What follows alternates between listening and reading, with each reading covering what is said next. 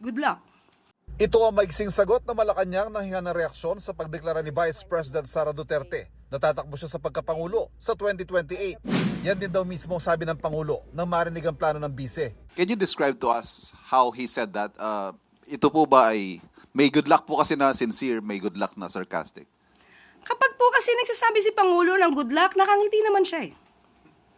So, kung sarcastic to o hindi ko masasabi.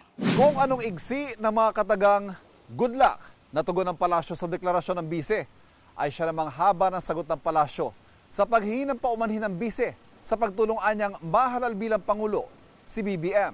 Ang taong bayan ang naghalal kay Pangulong Marcos Jr. Kung ano man po ang natulong niya, pareho naman po sila nagtulungan dahil ito ay unity team. Kaya wag niya pong solohin ang credit kung nanalo man ang Pangulo. Kasunod nito ang mahabang listahan ng mga mas dapat daw hingi ng tawad ng Vice Presidente. Pinag-uusapan po ba ang korupsyon, ang katiwalian? Siguro po dapat mauna muna na ihingi niya ng tawad kung ano man ang mga issue ng korupsyon at katiwalian at di umanong paglulustay ng confidential funds ng kanyang dalawang opisina at the time, OVP at ng DepEd. Dapat din daw humingi ng tawad ang bise para sa mga extrajudicial killings, sa pagbabanta sa buhay ng Pangulo, sa pagpapakalat ng fake news, sa palpak daw na pamamalakad sa DepEd at ang paninira raw sa administrasyon. May komento rin ng palasyo sa mga nagsasabing ang anunsyong ito ay hakbang para protektahan ang sarili mula sa inihaing impeachment complaint laban sa kanya. Hindi po basta-basta ito dapat mahadlangan ng anumang pagreklamo laban sa kanya.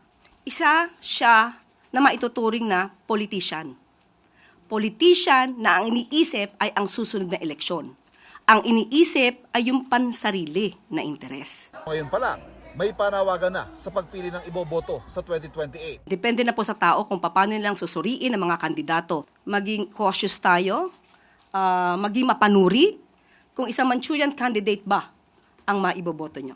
Ang Manchurian Candidate, katagang sumikat sa libro at mga pelikula bilang tawag sa isang politiko na may agendang mapaminsala sa kanyang sariling bansa dahil pasikretong kinokontrol at nagsisilbing puppet ng isang kalabang bansa.